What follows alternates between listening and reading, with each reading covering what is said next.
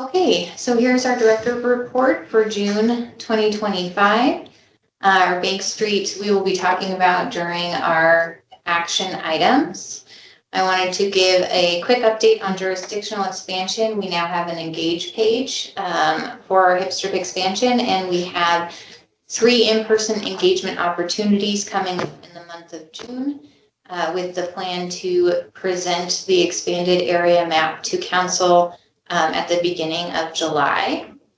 This is a flyer, this blown up version of a postcard that we sent out throughout the expansion area and a couple of blocks around the expansion area to notify people of the engagement opportunities coming up.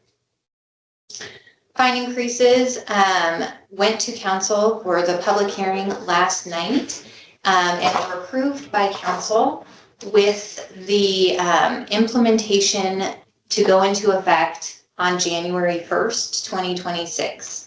So they approved the fine increases, but those fine increases will not start until January of 2026. And we received 2 no votes, but otherwise it was approved by all council members last night. Brenda's not here for financials. And then I wanted to briefly let you all know that Martin & Martin has started their assessment of the garages. They're in town this week doing the conditions assessment for Central Park, Park Place, and Rome. We are working with their civil department, which is separate from their structural department, to do an assessment of all of our lots as the board had recommended previously. So that will be in addition to their scope of work. It will require a second travel to Missoula just because it's a different team, but we are still working through the details of that. Here's our new neon on our Central Park garage. Does anyone have any questions about the director's report? No, ma'am. Thanks for doing that. You're welcome. Okay, will you introduce our first action item? I will. Our first action item is the bid package 1 for, it's the GMP for bid package 1 with Jackson Construction Contractors. Tyler, do you want me to put anything up on the screen? Are you going to share? Yeah, I mean, there wasn't too terribly much to go through. I can certainly put anything up on the screen if you guys want to see it. I'll just put up the executive summary. Yep. I think that will be something that we might need to reference during your presentation. Something else we can find that and put it up. Okay. Here's our executive summary. Okay, so I can just do a quick roll through on this if that's where we're like. Okay. All right, so for the executive summary, pretty much all of our documents that this is based on, we've got our invitation bid drawings, specs, which are on the plan sheets, addendum number 1, and then the CPM schedule. So that's basically the documents that we are looking at. For schedule, construction durations, approximately seven months. Assume we're starting basically this week and then into December. Substantial completion 12/9, final completion is 12/16. Let's see, and then looking to get released today or tomorrow for the bid package number 1 work. We'll plan to get mobilized out there here yet later this week. Bid package number 2. That one we'll put out to bid here either today or first thing in the morning.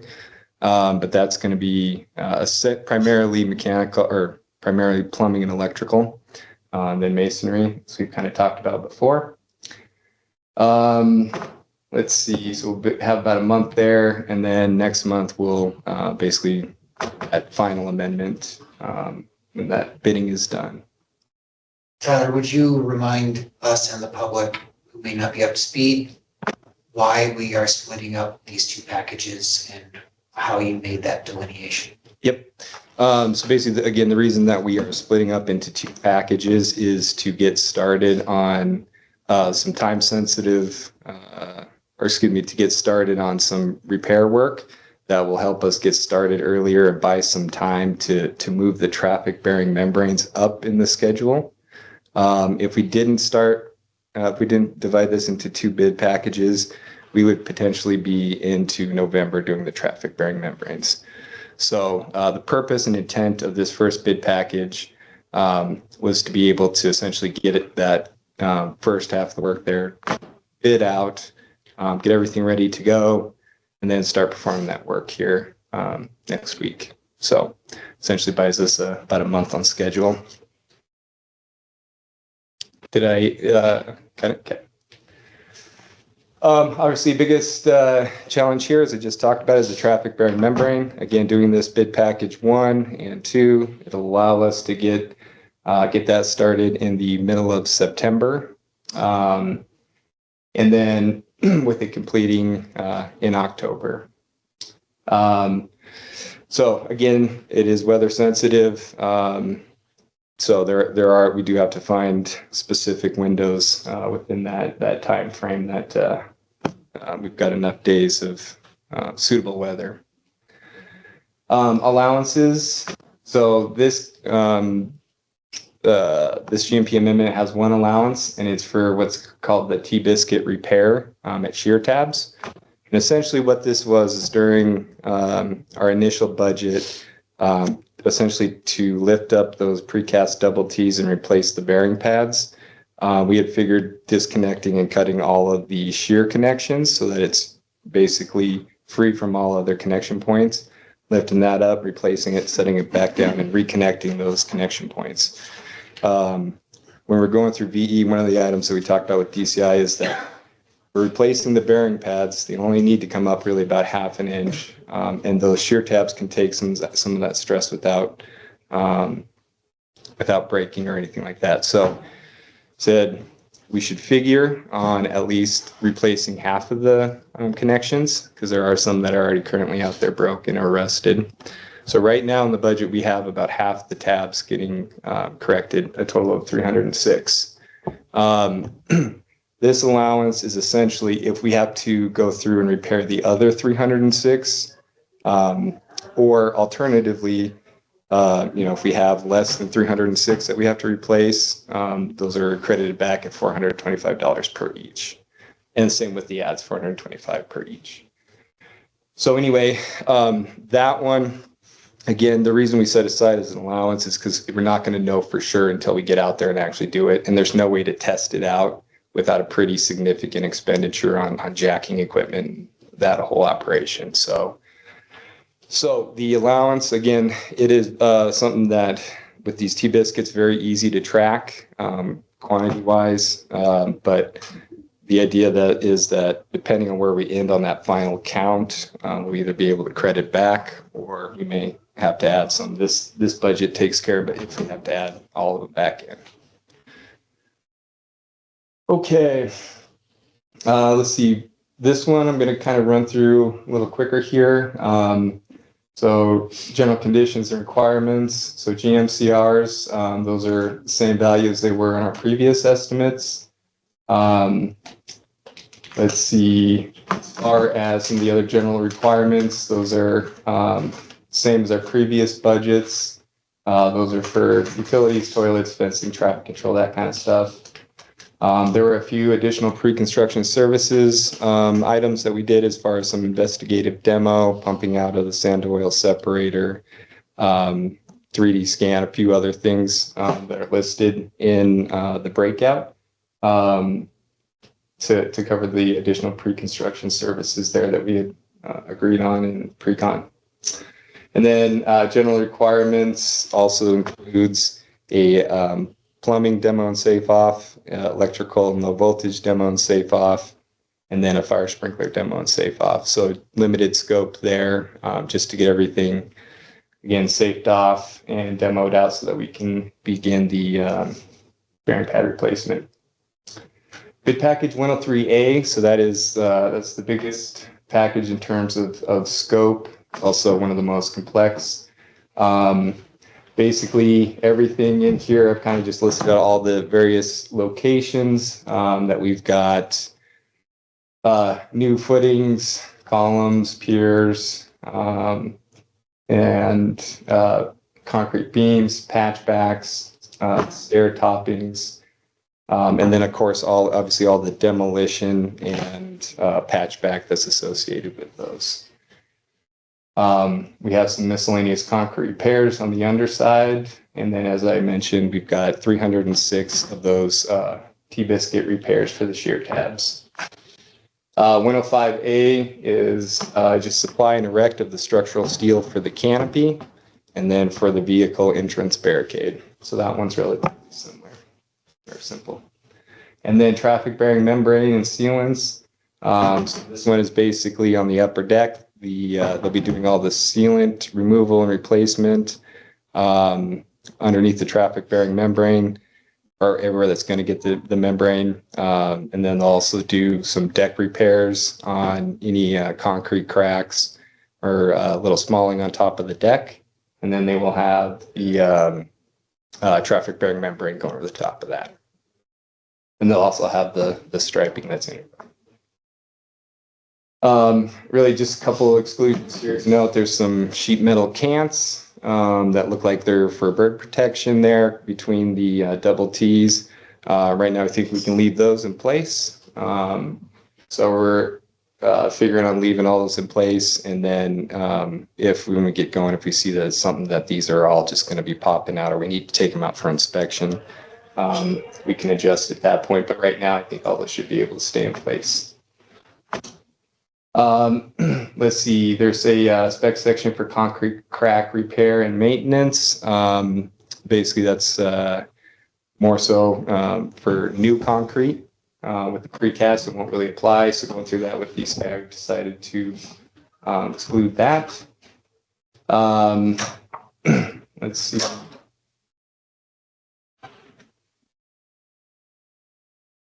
Otherwise, I think everything there relatively standard. So, if you want to roll down to the next one, and then again, just noting here, future bid packages or future bid package in general, those items are excluded from this GMP. And I just kind of went through and listed those items there. So that's essentially what's going to go out to bid today. So here's the summary of all the items just described. The first one, GMCRs, then you've got all of our GRs, and then bid package 103A, 105A, and 107A. And then at the end, we have the allowance for the T-biscuit repairs. So our target budget for this bid package number one, actually, let me go back. So our budget before value engineering for everything was 3.9 million. We got it down to 3.4 million for both packages. This package, our budget was 2.134 million. Now it's came in under budget, but when you add that allowance back in, that's what the overage is on that GMP number one total.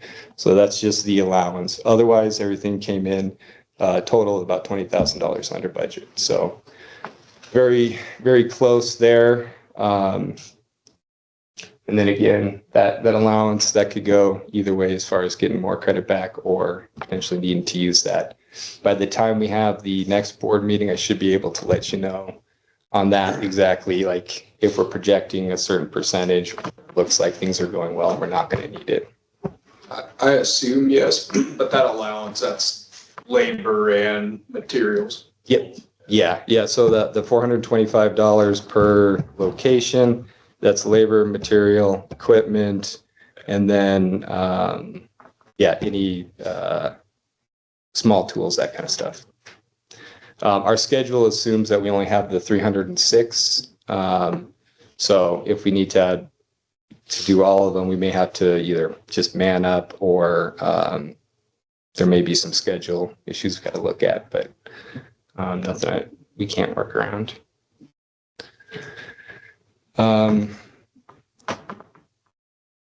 So that pretty much is the overview of this first GMP amendment. So if you guys have any questions, I'm more than happy to run through those with you. Tyler, what are your expectations for the contingency line item? And what, do you see any uses of that contingency? So yeah, so the contingency, I, right now I would see that, if we can clear a certain percentage of risk as far as, getting bearing pads replaced and stuff like that. Once we get to that point, if there's money and we're feeling comfortable that we're going to have enough contingency, we can look at either spending that on owner ads if you would like to later on down the road, or ultimately the contingency, if it's not spent, goes back to the owner. So. But you don't have any items right now that you're holding in your back pocket that you are likely to expect that you'd spend on? No, I think the biggest one would probably, the only two really are the cants, the bird protection cants, if we have to do a few of those. And then where we have those little pour back strips between the precast, if we're going to be close on it needs 28 days to hit moisture before they can hit it with the coating.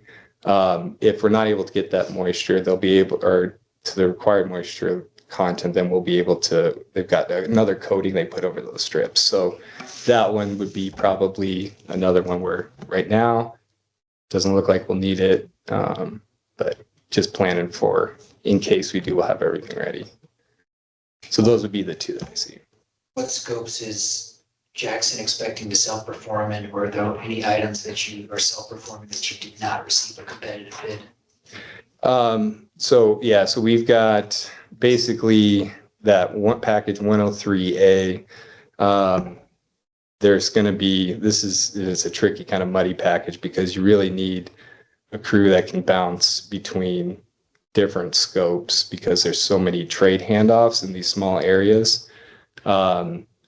So basically we're planning to self-perform basically all the work within our scope. Of course, we have purchase orders and stuff to buy materials, but right now it'd be Jackson Labor for all the self-perform that we bid on that 103A. So everything from the demo, the excavation, the forming, placing, reinforcing, we're going to be doing all that. And then, yeah, obviously the jacking, bearing pad replacement. So it's pretty much going to be our labor force on that one. Numbers 1 through 9, at least. Again. Oh yeah, all the way down to the fifth. Here. Or Or I guess 103A. all the way up through 1 through 15. Yeah, 1 through 15. Yep. So really, it's other than the structural steel, it's basically everything that's shown on the structural set of plans. Did you receive any sub bids for Yeah. any of that scope? Yeah, so we've got stuff like if for pumping out, or not pumping, but we're going to have to back out the planters to get the footings in there.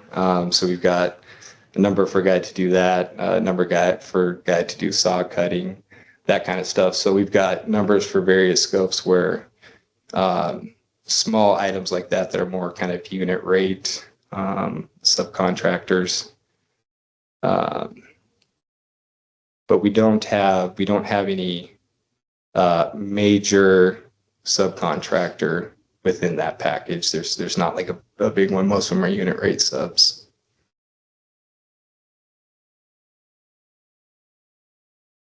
Your general conditions are priced for the entire project, not just this first That's correct. phase. Yep. And Jody, where does that compare to what was in Jackson's proposal 5 months ago? Yeah. So the total general conditions from Jackson's original proposal was 533,000. So these are about 70% of that. I'm doing the math in my head. Yeah. So and then our actually it's I think we're at 345 on our last repair estimate. And so now we're sitting at 343. So basically the same thing, still 7-month duration. And that all follows, I left it in the same format as our proposal for the GMCR, so you can check that. So that follows all we had submitted. How soon do you expect to buy out these scopes? We've had to, well, we've ordered some of the bearing pads already just so we can have them next week. And then we've got the jacking equipment that's set to deliver next week. So those are the critical ones right now. Rebar, like to get them released here today. And then traffic bearing membrane, like to get them a notice to proceed today as well. The buyout is really very quick and easy because everything was already scoped and vetted and reviewed beforehand. So we're ready to issue out subcontracts for those packages right now. So within the month? Yeah, I mean, I would say, within the next couple of days, we'll be able to And issue. part of Jackson's proposal that was attractive to the committee that reviewed it was the individuals that were proposed for this project. So you go through the list of the positions and who you are Yep. assigning to. Yeah, so it's going to be, so myself as the senior PM, I believe it was like 30 hours a week budgeted on the job, but, and then I've got Sam Ellsworth, he's online right now. He's another younger project manager. Originally, we were going to go for a project engineer, but right now, with the way we've got bid package 2 overlapping with bid package 1 and startup, it's a very heavy project manager load in a very short time frame. So we'll have Sam, who will basically fill part of those PM duties, and then the project engineer duties as well.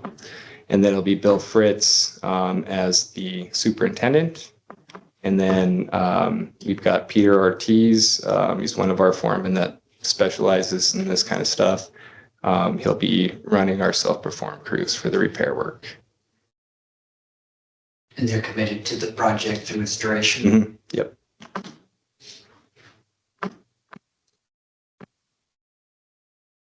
What other questions do we have for Tyler?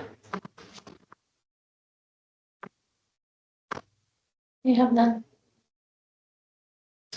So we have some numbers in front of us. Stephen, this is your current program now. Would you walk us through what you see in this proposal, and then your review and presentation of our financial capacity? Yeah, happy to. I prepared some slides. Hi, I'm with MCAT. We've been asking to get into this meeting for the past 45 minutes or 15 minutes before the meeting. Can somebody please, when we ask for the invite, let us in so that we can do what we're required to do by recording you? Thank you. Thank you. Got this pulled up for you, Steve. Oh, thanks. So I prepared some slides. I think you all have the detail of some of the scenarios for financing that Jody and I have been working on. But I thought I might help keep it a little higher level and sort of summarize some of the information that I provided in that. So just as a matter of background, spacebar.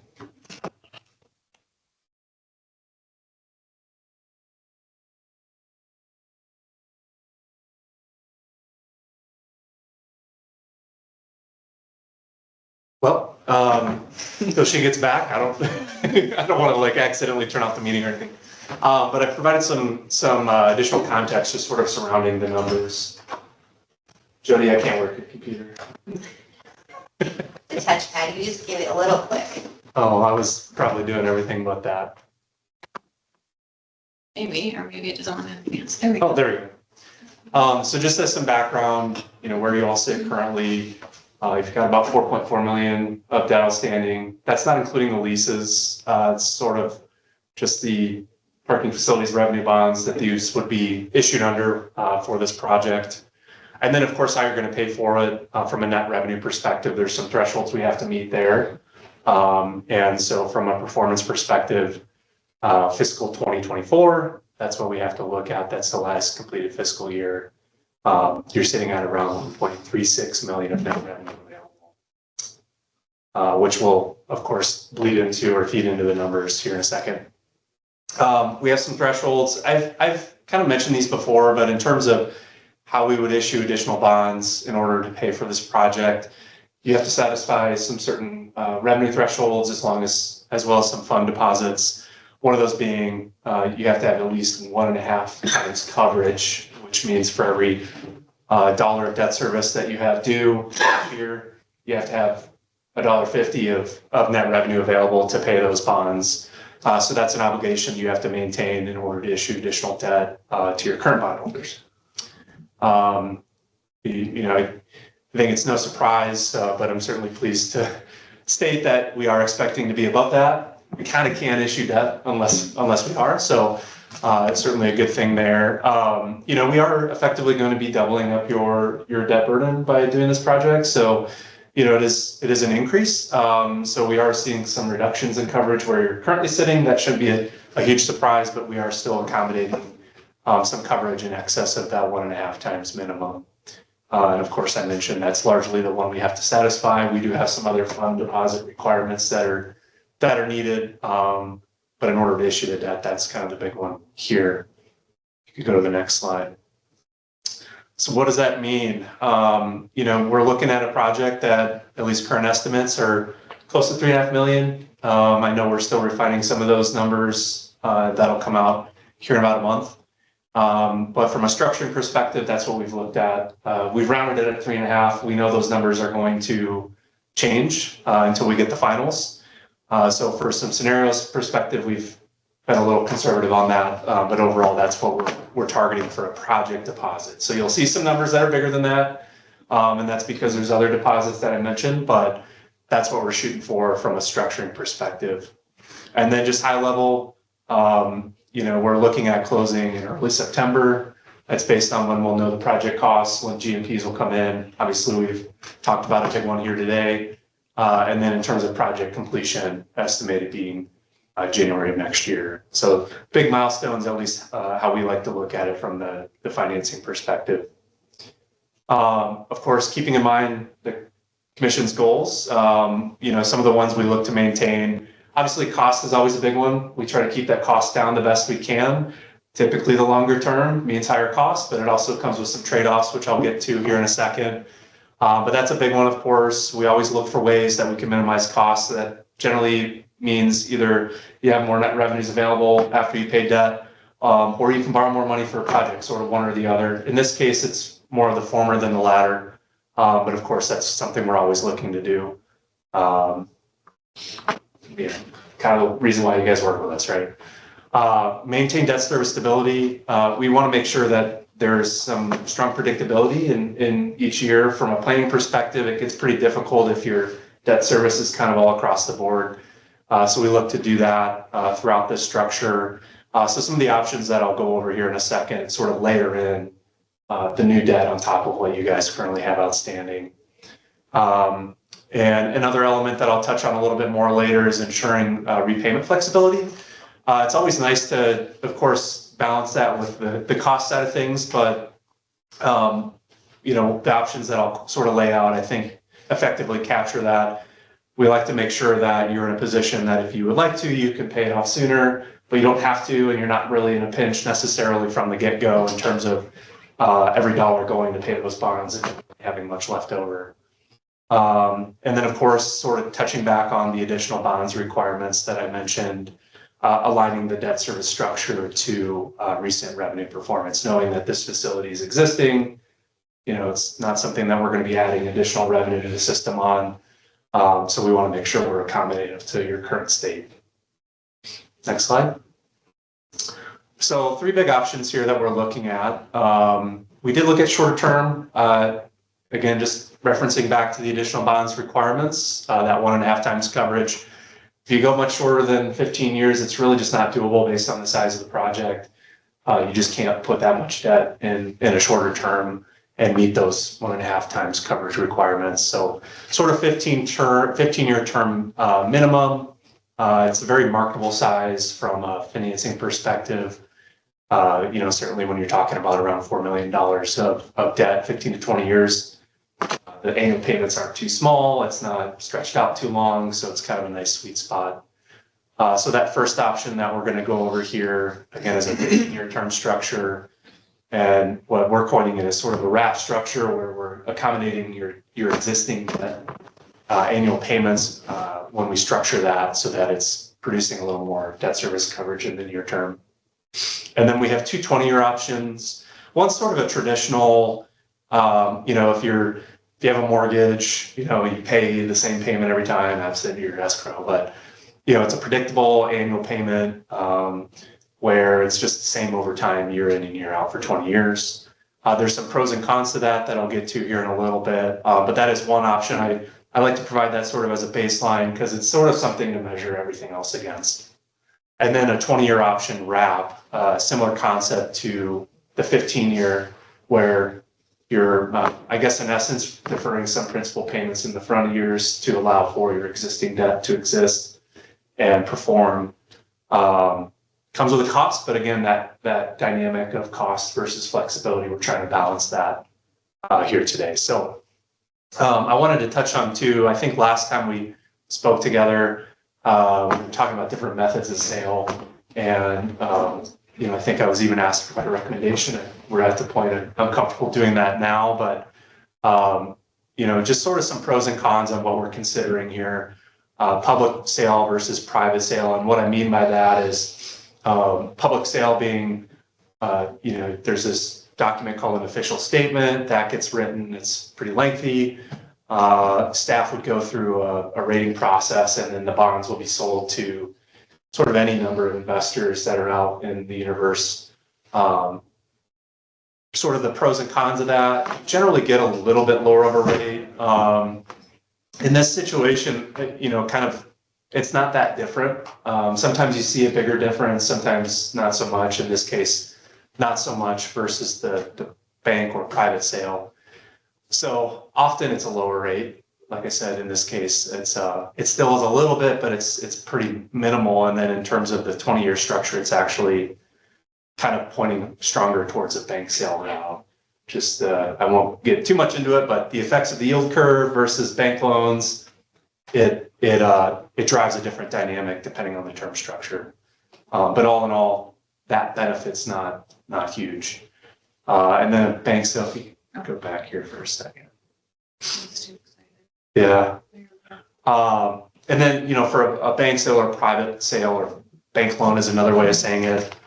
I think the big pros to highlight there, I sort of mentioned the con already in terms of sometimes you see a higher rate. We are seeing a little bit of a higher rate there, but again, it's not much. But you generally get a lot more flexibility. So on a public sale route, convention is you can't pay the bonds off early until around year 8 to 10. On a private bank sale route, you can kind of structure it to whatever they're willing to accept. Oftentimes we're able to achieve, you can pay it off whenever you want. Or if nothing else, hey, they'll let us pay it off after year 3 or year 5. So a little bit of a lockout period. But that gives some flexibility and benefit to you all in terms of just having that ability to do that if you would like. And I mentioned probably the bigger con is often seen a little higher of a rate, but not too much in this case. So big picture, sort of going through the three options, kind of big assumption here, and I think it's going to point a little bit to what I'm recommending at the end. We looked at three options as a bank loan scenario, but the first one being the 15-year wrap. That's the coinciding detail of numbers that you all have in your packet. The description of that, you pay it off faster. It's going to cost you less from an interest rate or an interest perspective and a rate perspective.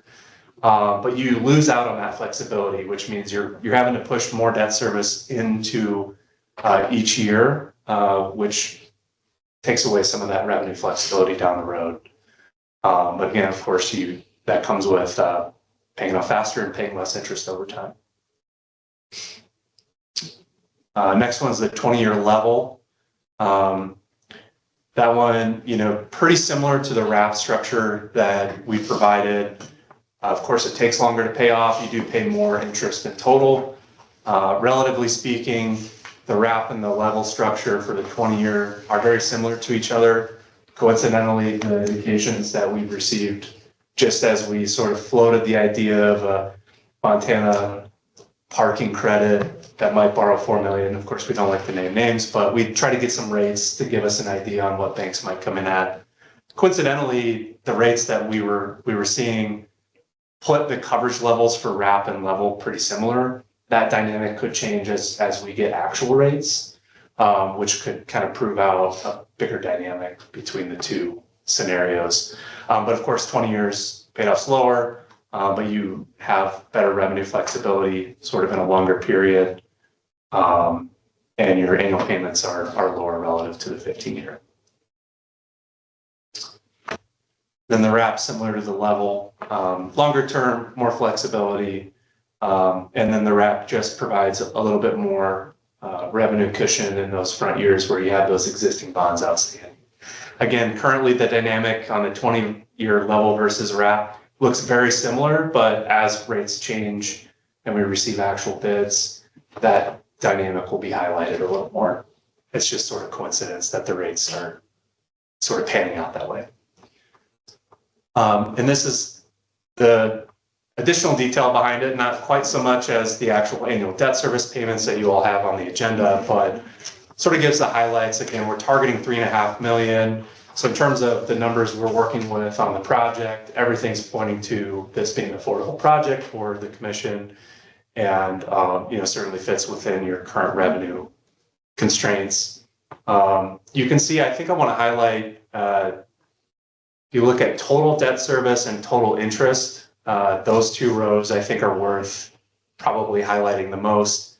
We can see that, while of course there's a benefit to the 15-year structure in terms of the total debt service, because you're putting more debt in each year, you do have to fund a higher reserve as part of the requirements of the existing bonds. So it partially offsets some of that benefit. Whereas the 20-year between the level and the wrap, that cost is very minimal for what you're getting. So it's not a huge difference in those two scenarios. And then overall, you're looking at 6 to 6.5 million roughly. If I just had to put a round figure on what the overall cost is for that 3.8, 3.9 million of total borrowing. So this time what we're recommending is pursuing the 20-year wrap structure. Of course, certainly happy to take questions on that. But in terms of the pros and cons that I identified, as well as the objectives that we're looking to set out achieving, provides good flexibility. It keeps costs down overall. Again, the rate dynamic and the structural dynamic isn't pointing to a huge cost difference, but it affords that flexibility on the front end of your debt structure where you have those existing bonds outstanding. And of course, I touched on this a little bit, but pursuing a bank solicitation in lieu of a public offering, smaller financings as we shrink sort of the borrowing size, you lose out on a lot of that benefit that you get from a public sale. So you have to have sort of some order of magnitude there, to where that benefit on the rate side shrinks quite a bit when you factor in the transactional cost. There's more parties involved, you have a rating, you have ongoing obligations for reporting that just start chipping away at a lot of the benefits you'll see. So in this case, having a smaller financing in the 4 million range versus what we were talking about, I think last year, points a lot more towards going that bank route.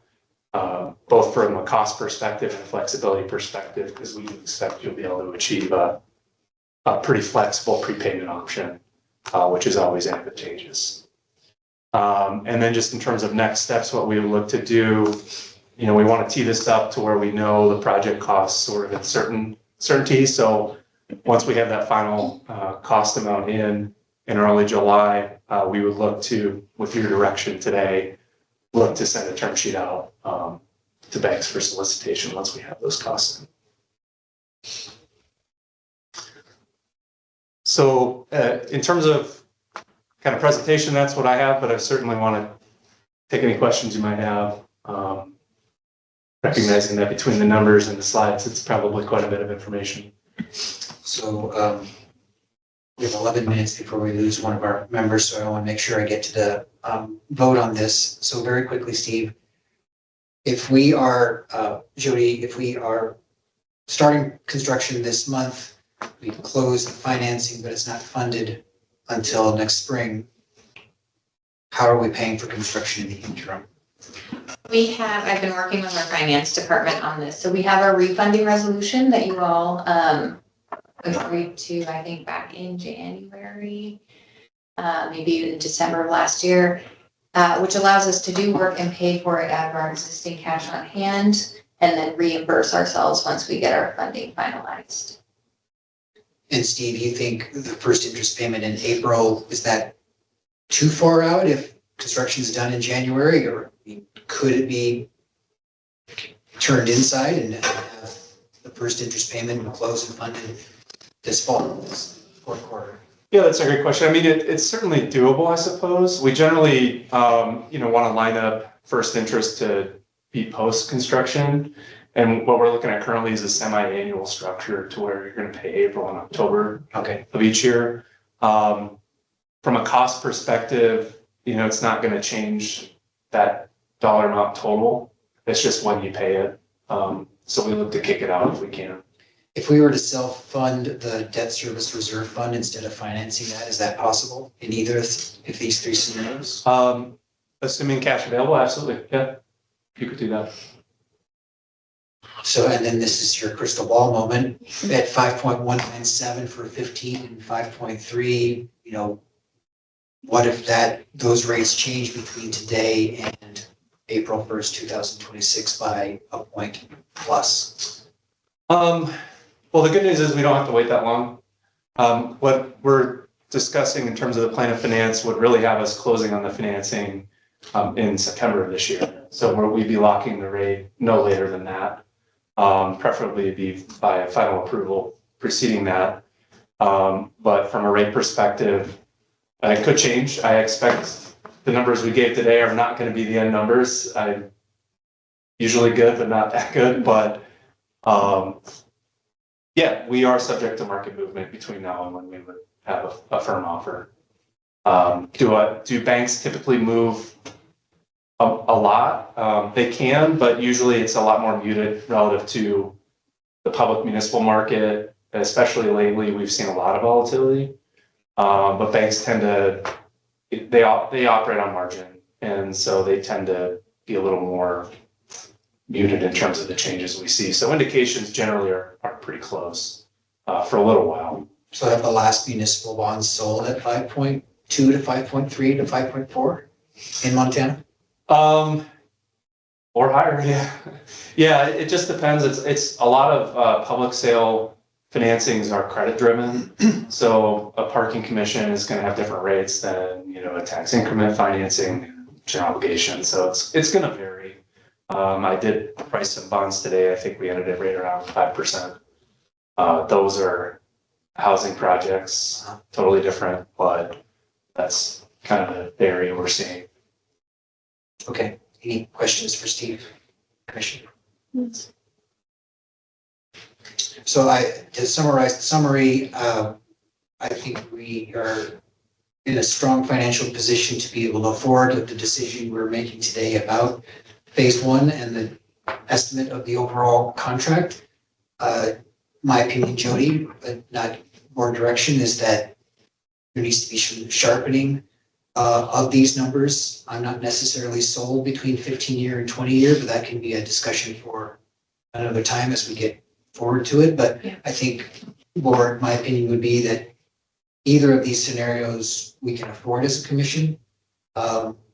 We are obviously trusting Jackson and their numbers. They're presenting real numbers today based on an estimate, and then trusting their daily work of what phase two is going to cost. So we can have a relative confidence that the final number will be in that 3.5 range. But it's not for sure, of course, until they come back and present phase two. I think we're down the road of that this project is necessary. We have a design that meets our needs. We relied on a contractor to spread out opportunity for bidding throughout the community and received current market pricing and a contract that reflects current market. From my perspective, the timing is good. Tyler's answer about breaking up phase one and phase two is to get that material in place before the fruit sales. But there is going to be some work, and as you've heard Tyler from the very beginning, major concern on our parts is public safety, cleanliness of the site, organization of the site. And so as part of any approval, of course, we want to confirm and require that of your performance on that site, because just being at the farmer's market 3 days ago, looking at it, I was like, wow, that's going to be such a change for the market and for the people who work in and out of those lots. So open it up to board commission questions and possible motion. I have no question, but I would go ahead and make a motion. Yeah, I move that we approve the GMP amendment for bid package number 1 in the amount of $2,254,318.62. So moved. Is there a second? Second. Second. Any other board comment or questions? No comment. But not, no comment. I just don't have a comment. No comment. Any public, any members of the public would like to comment on the motion on the table? Doesn't look like we have anyone online. Okay. So then Jody, Steve, again, for the benefit of the commission and for the public, if this passes, then what's your schedule then for the next steps and tightening these numbers and the process, including, ideas like self-funding the reserve fund? What's the next steps? So the next steps, this will all come before the board again on July 8th, and that's when Steve will give his final recommendation, including the term sheet.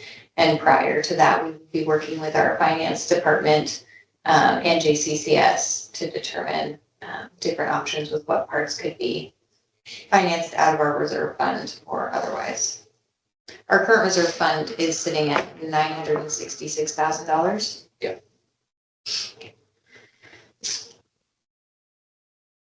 Any other questions or comments? Sure. All right. Would you conduct a roll call vote, please? Yes. J.R. Casillas, how do you vote? Approve. Mike Steinberg, how do you vote? Approve. Peter Walker Keller, how do you vote? He's not present. I'm sorry. Tiffany Brander, how do you vote? Approve. Joe Easton, how do you vote? Approved. Motion passes. Director is authorized to sign the amendment to the contract. So see you out there at the site tomorrow. Perfect. All right, we'll be ready. So Tiffany, how would you like to proceed? We can discuss the budget and not take a vote. We can take a vote in 4 minutes. We can postpone it until July or put something else in place. I think that you have a quorum without me. I mean, I have reviewed the budget as presented. I have no questions, I have no concerns, and if I were present to vote, I would vote to approve. But I won't be present. I'll leave that up to you. So we'll go forward with the quorum of the three of us. Jody, will you introduce the next item? I sure will. Thank you. Here for the time that you were available. All right, I brought this all to you last month, and I did receive one board member question, which I will be addressing in my presentation, but I also addressed it through email separately. So, and that question was from Tiffany. So I hope this item can go quickly.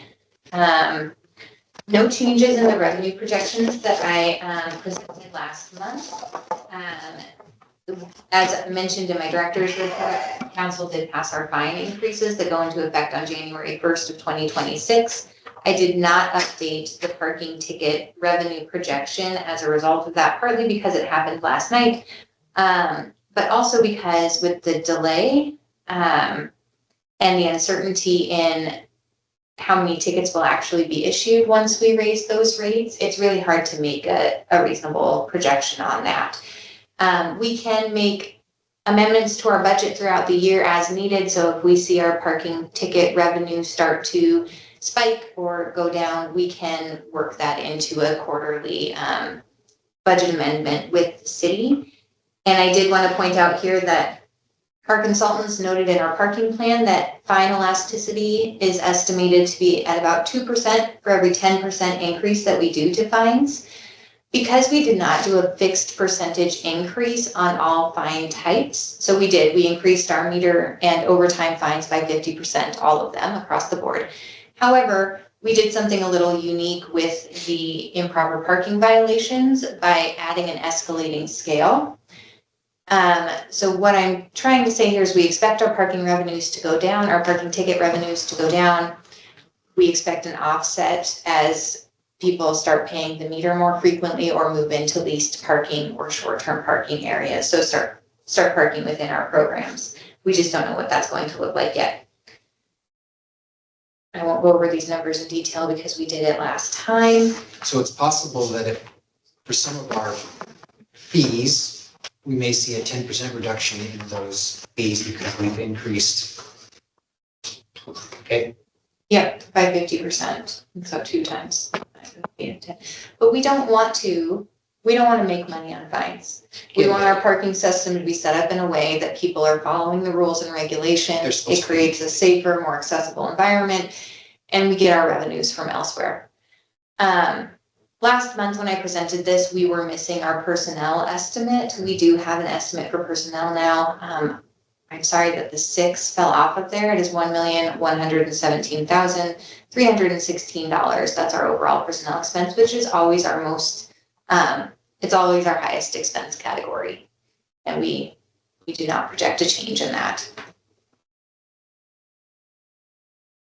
So you'll see that that is an increase, our personnel item here. It's an increase over fiscal year 25 of $22,126. That number for the personnel is an assumed 3% COLA increase for all of our non-union employees and an estimated 4% increase for our union salaries. That 4% increase number is not known at this time because our CBA contract is currently open. We're in negotiations. So this number is subject to change. The 3% for non-union employees is also not guaranteed because we are a component unit of the city.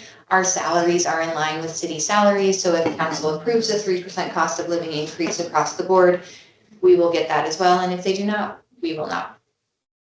The rest of these changes we reviewed last month. This is a new slide from last month. It's our debt coverage ratio. I think Steve did a pretty good job. Steve did a great job, I'm sorry. Presenting scenarios for our debt coverage.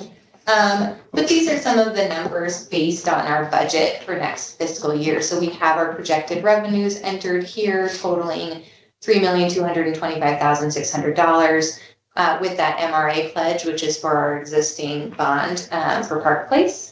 Our Park Place bond will not be paid off until October of 2035, so we can expect to continue to see that MRA pledge and also continue to see principal and interest payments of around $500,000 coming out until then.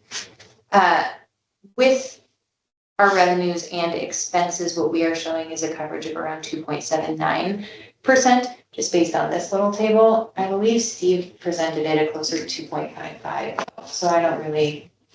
We can talk about that later. All right, we have some new requests for fiscal year 26.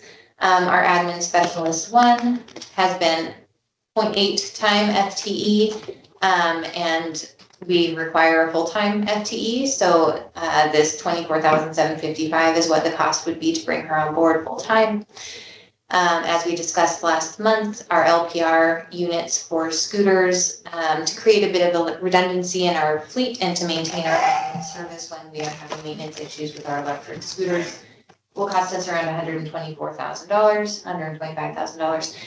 And then purchasing a new maintenance trailer to improve the efficiencies of our maintenance team for snow removal and landscaping. Our total new requests are $161,605. For the OPR units, Are they what? capital expenses or maintenance expenses? They end up actually, so they were considered a new request because they're like a one-time equipment install and they don't have ongoing fees outside of the fees that we're already paying. But they become an asset. They do become an asset, but a little one. They're an asset in the same way that our laptops are assets. Okay. Okay, so our fiscal year 2026 CIP request. So I put a little update on the Bank Street repair here, just to go over the history of that. Our initial CIP request from fiscal year 24 was for $1.283 million. That was when we were still doing conditions assessment and we didn't know the full scope of that repair. In fiscal year 25, we added $4,732,000 to that CIP for a new total of $6,015,000. That was based on the DCI's conditions assessment and the estimated cost to replace the garage completely. When we got our real numbers back from Jackson in fiscal year 25, that cost for replacement came in closer to $10 million. We weren't able to bring it within our budget to do a full replacement, so we pivoted, as you all know, to the repair option. And our most recent estimate from Jackson is that $3.49 million, which is what we have updated our CIP amount to be for fiscal year 26.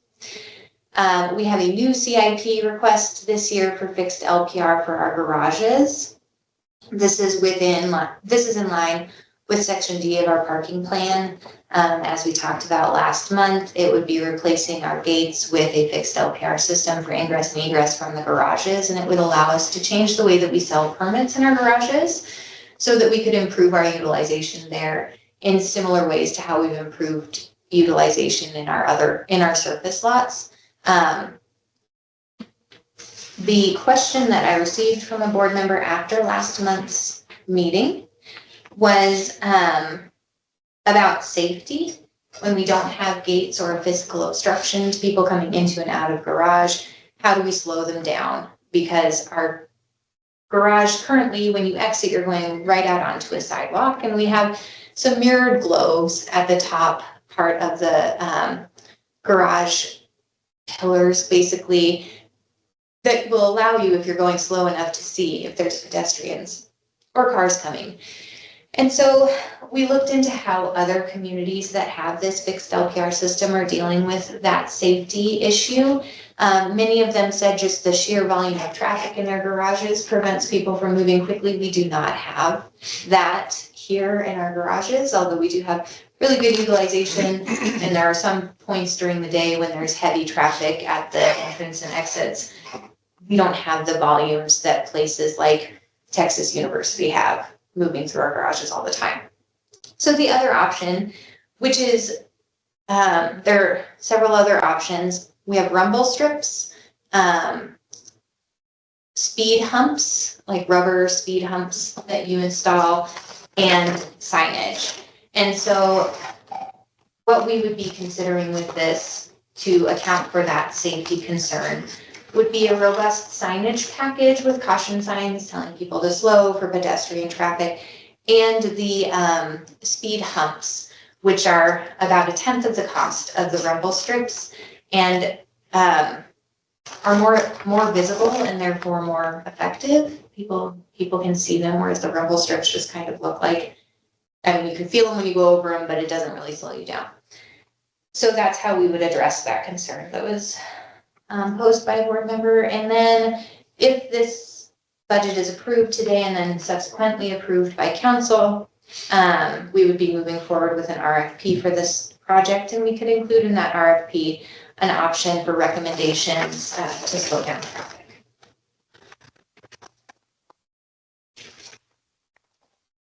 All right, so as you know from Steve's presentation, debt service is most likely the option that we will use to pay for the Bank Street CIP, which leaves us with the fixed LPR CIP of $123,455, and then the 3 new requests totaling $161,605. So the total to be covered by our cash on hand is $285,060, leaving us in a comfortable cash position for fiscal year 26, and you can see that in the ending cash line item there.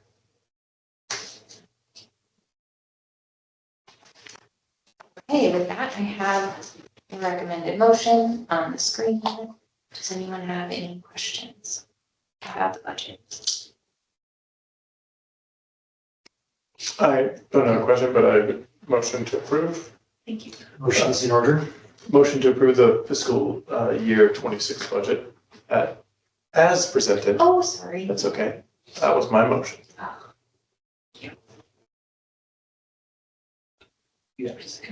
Second. It's been moved and seconded. Any questions or comments from the board? Any public comment on the motion? I still don't see anybody in. Okay. There are 3 of us, so we'll have a voice vote. All those in favor say aye. Aye. Motion carries. Thank you. We don't have any new business, any old business. Our next meeting is July 8th at noon.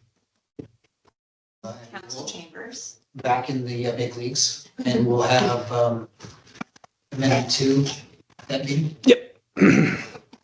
That's correct. We'll also have our term sheet from Baker Tilly to Yeah. approve for that solicitation for the debt service. Any questions or comments for the good of the order? All right, I'll adjourn the meeting. It's 1:13.